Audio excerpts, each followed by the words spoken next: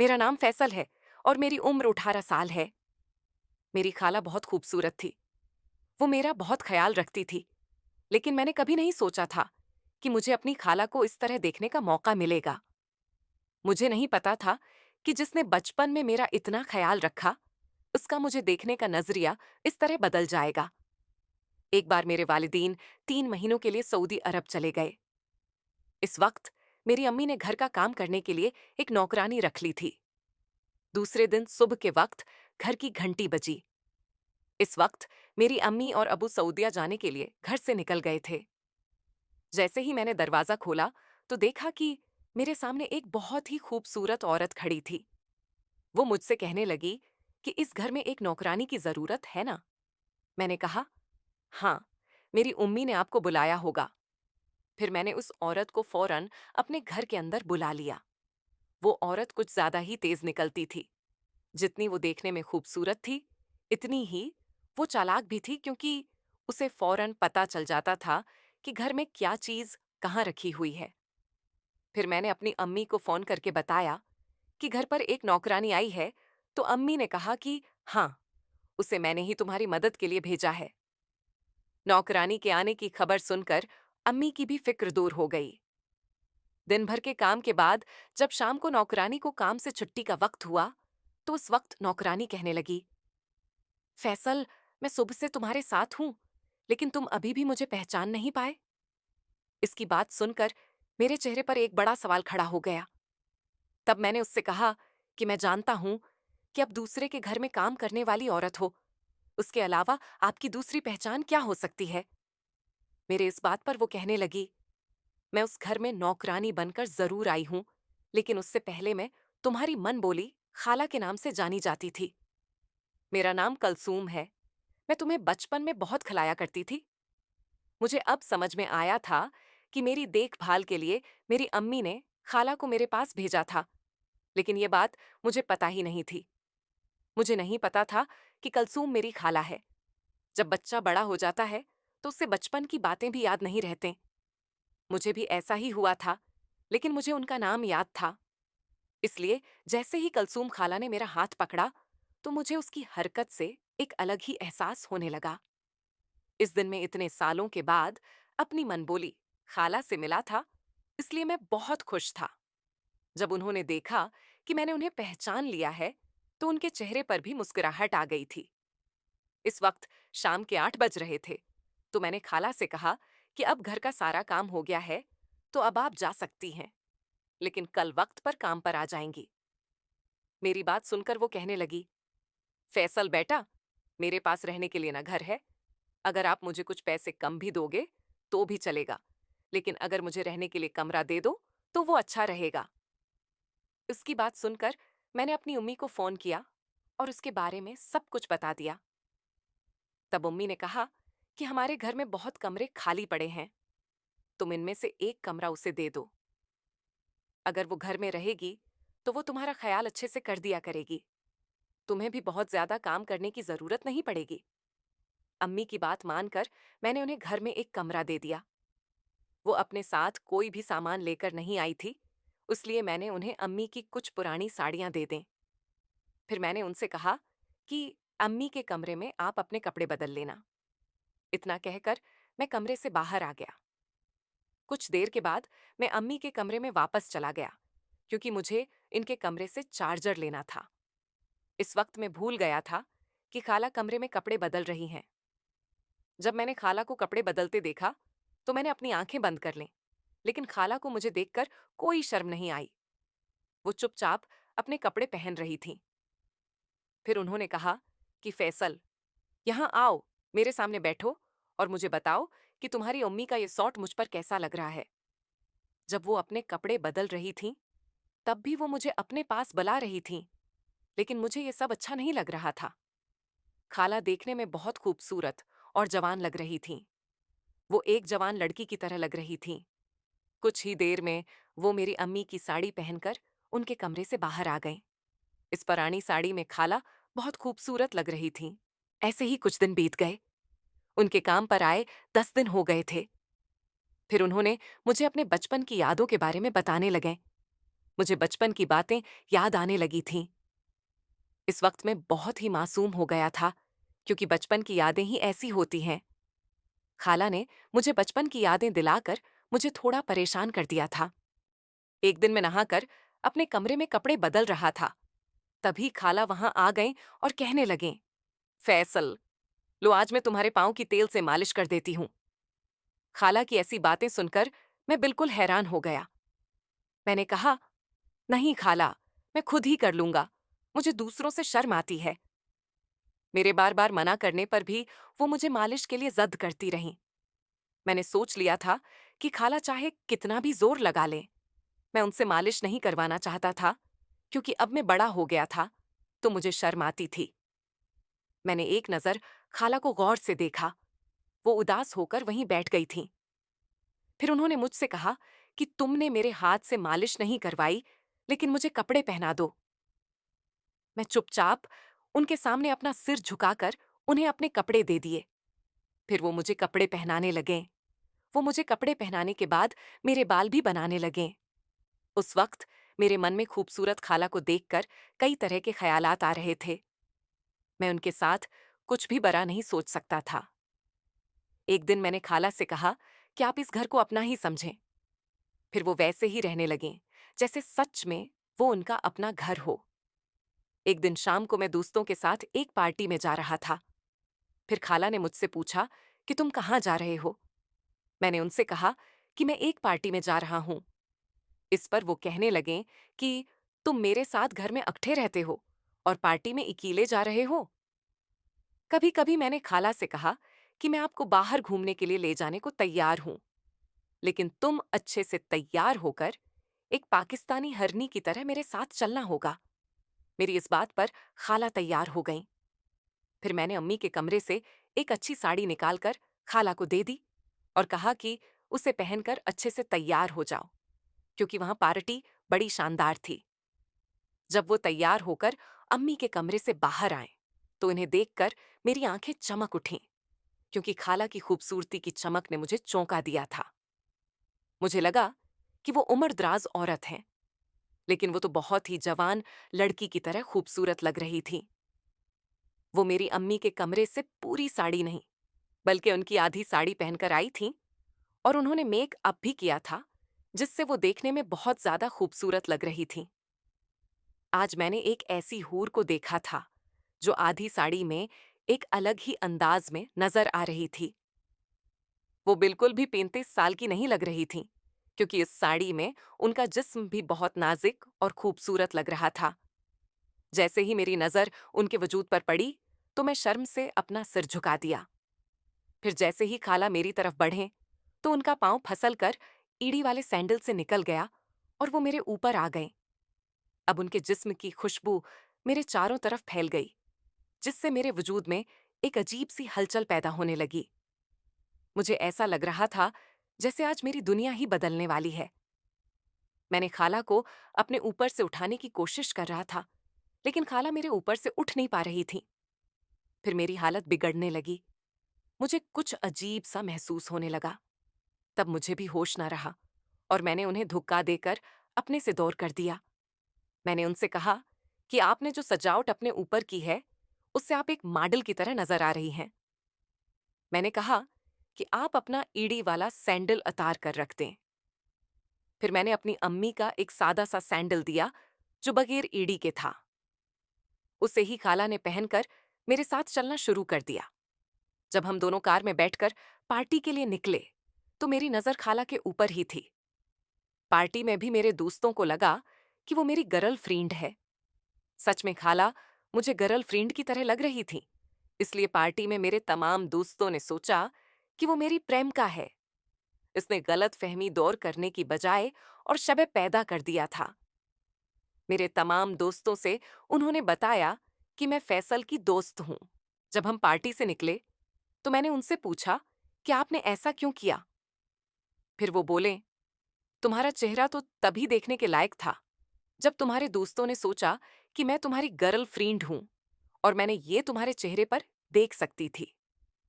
तो मैं सबकी बात पक्की कर दी और सबको बता दिया कि मैं तुम्हारी दोस्त हूं। अगर तुम्हें ये सब पसंद नहीं आया, तो मैं उसके लिए माफी चाहती हूँ। जैसे ही खाला ने मुझे ये कहा, तभी मैंने कहा कि आपको माफी मांगने की कोई जरूरत नहीं है। आपने जो भी किया, वो सही था। इस पर उन्होंने कहा कि मैं तो तुम्हें अच्छी तरह जानती हूँ। जब तुम 5 साल के थे, तब से मैं तुम्हारी देखभाल कर रही हूँ, इसलिए मैं तुम्हारी ख्वाहिशों को अच्छी तरह से जानती हूँ। मैं उनकी बात सुनकर मुस्करा दिया। फिर उन्होंने कहा कि अब तो हमारी दोस्ती के बारे में सबको पता चल गया है, तो अब मैं सच में तुम्हारी दोस्त बनने के लिए तैयार हूँ। इस दिन के बाद से खाला मेरी दोस्त बन गई। फिर मैंने उनसे कहा कि अब आपको मेरी खाला बनने की उम्र भी गुजर चुकी है। फिर वो कहने लगे कि फिर तुम मुझे कलसूम कहा कर बुलाना, ये हम दोनों के लिए सही रहेगा ना। वो एक उम्र दराज औरत थीं, इसलिए मुझे उन्हें उनके नाम से बुलाने में थोड़ी शर्म आ रही थी, लेकिन देखने में बहुत ही खूबसूरत जवान लड़की की तरह लग रही थीं, इसलिए तो मेरे मन से कुलसूम बड़े ही प्यार से निकल गया। अब खाला मेरे मन से अपना नाम सुनकर किसी नई नौब्याहता लड़की की तरह शर्मा रही थी। फिर हम बातें करते हुए घर पहुंच गए थे। इस वक्त हम दोनों थक चुके थे, इसलिए घर पहुंचते ही हम अपने कमरों में चले गए। अगले दिन मैं कश्मकश में था कि कॉलेज जाने से पहले कौन सी शर्ट पहनूं। जैसे ही मैंने अपनी अम्मी को फोन करके पूछना शुरू किया कि मुझे कौन सी शर्ट पहननी चाहिए, तभी खाला मेरे कमरे में दाखिल हुए। इसके बाद उन्होंने मुझे फोन रखने को कहा। वो कहने लगे कि जब तुम्हारी खाला घर पर है, तो तुम्हें अपनी अम्मी को फोन करके परेशान करने की क्या जरूरत है। तुम क्या चाहते हो, क्या नहीं चाहते अब, ये मेरी जिम्मेदारी है। तो फिर तुम मुझसे भी पूछ सकते हो, क्योंकि मेरी पसंद इतनी बड़ी नहीं है। फिर खाला ने मुझे अपनी पसंद की एक शर्ट दी। उसे पहनने के बाद मैं तैयार होकर कॉलेज के लिए निकल गया। इस रात खाला मेरे कमरे में आए। फिर वो मुझसे कहने लगे, तुम बहुत थक गए हो, इसलिए आज मैं तुम्हारे सर को तेल से मालिश करूंगी। जैसे ही उनका हाथ मेरे बालों में घूमने लगा, तो मेरे रुए खड़े हो गए। फिर आहिस्ता आहिस्ता उनका हाथ मेरे बालों से मेरी पीठ पर चला गया। मेरी अम्मी के पास ये सब करने का बिल्कुल भी वक्त नहीं था। मुझे तो याद भी नहीं था कि मेरी अम्मी ने मुझे कब ऐसी तेल की मालिश की थी। वो तो अपने काम में मसरूफ रहती थीं, इसलिए उन्हें वक्त नहीं मिल पाता था। लेकिन आज खाला अपने हाथों से मेरे सिर को तेल की मालिश कर रही थीं।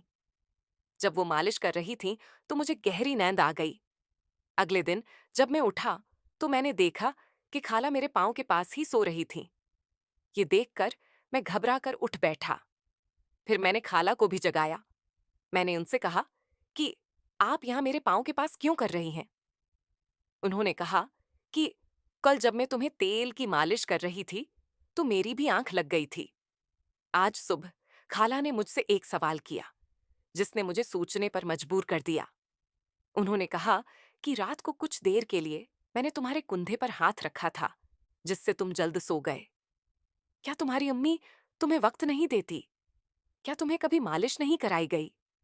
मैंने उनको ये नहीं बताया कि मेरी उम्मी को अपने काम से मेरे लिए वक्त नहीं मिल पाता है।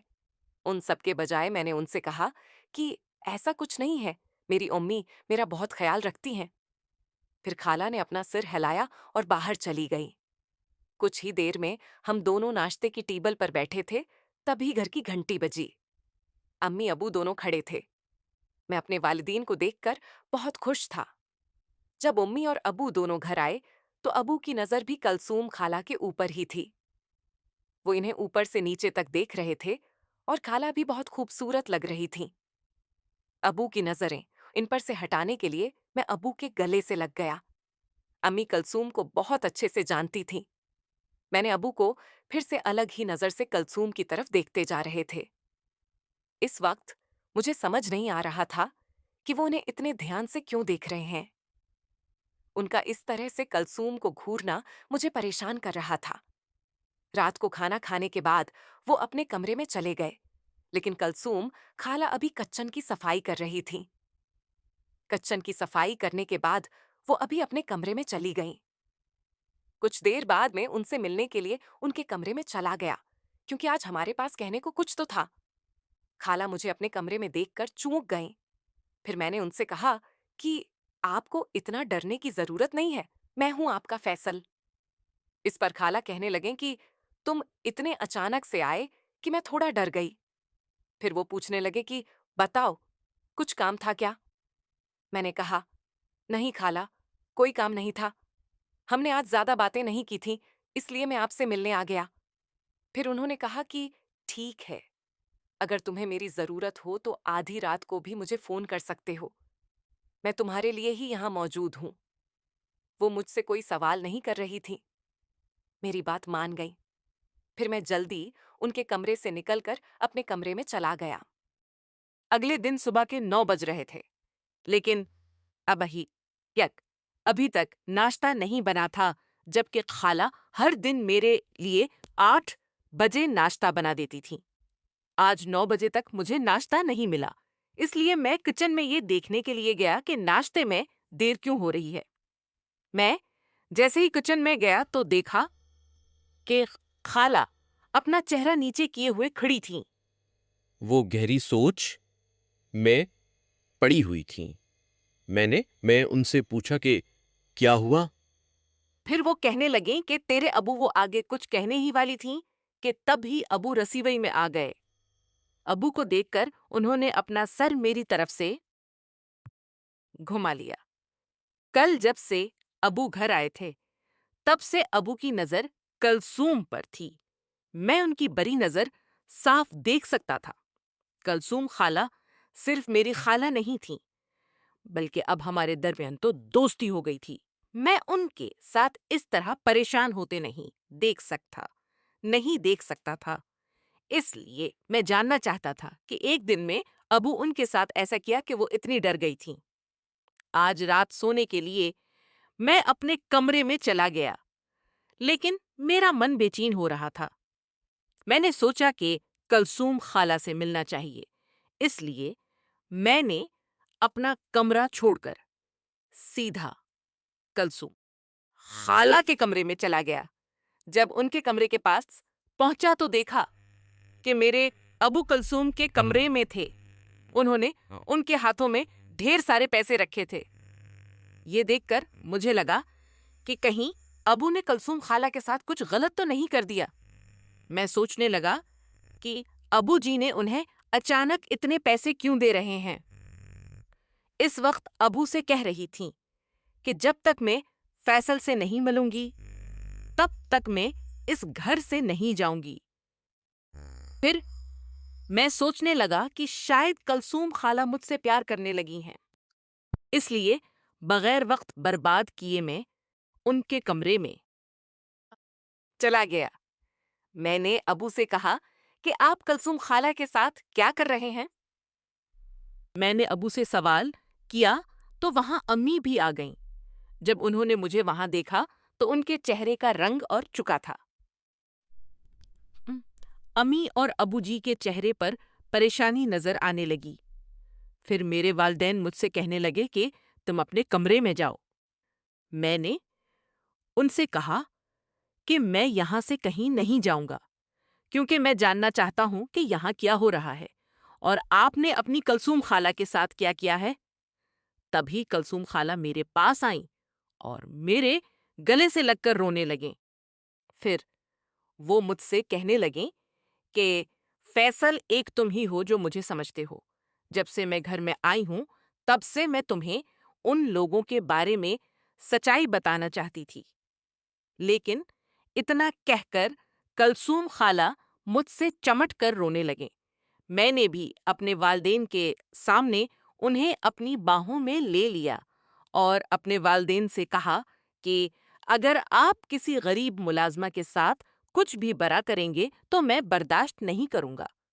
तब मैंने अबू जी से कहा कि बेहतर होगा कि आप भी चुप रहें और यहाँ से चले जाएं। तभी अ- अचानक कलसूम खाला बोलने लगे। उन्होंने कहा कि अब मैं चुप नहीं रहूंगी, मैं फैसल को तुम्हारी सारी सच्चाई बताऊंगी। फिर वो कहने लगे कि फैसल, तुम अपने अमीर वालदीन के बेटे नहीं हो, तुम मेरी बड़ी जेठानी के बेटे हो। तुम्हारी अमी का नाम अफसा है। अफसा कुछ साल पहले इस घर में काम करने आई थी। उसने 2 जुवान बच्चों को जन्म दिया था। उनमें से एक को उनके मालिक ने गोद ले लिया था। अब मैं तुम्हारे दूसरे दूसरे भाई की देखभाल कर रही हूँ। मैं तुम्हारी भी अच्छे से देखभाल करूंगी। तुम अभी मेरे साथ चलो। इतना सनने के बाद मैंने कलसूम खाला को अपने से दूर कर दिया। फिर मैंने उनसे कहा कि मुझे आपकी बातों पर भरोसा नहीं है। आप मेरी खाला भी होंगी, लेकिन मैं आपके साथ जाकर अपनी जिंदगी खराब नहीं करना चाहता। आप ये गलत कह रही हैं कि ये मेरे वालिदैन नहीं।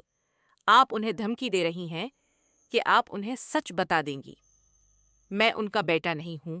वो मुझे खोने से डरते हैं। इसलिए वो मुझे खोने से डरते हैं क्योंकि उन्होंने एक माँ और बाप की तरह मेरा बहुत अच्छे से ख्याल रखा। अब मैं सारी सच्चाई जान गया हूं और आपके मन से ऐसे सुनने में मुझे कोई उम्मीद नहीं है, क्योंकि मेरे वालिदैन ने मुझे मेरे सोच से भी बेहतर जिंदगी दी है।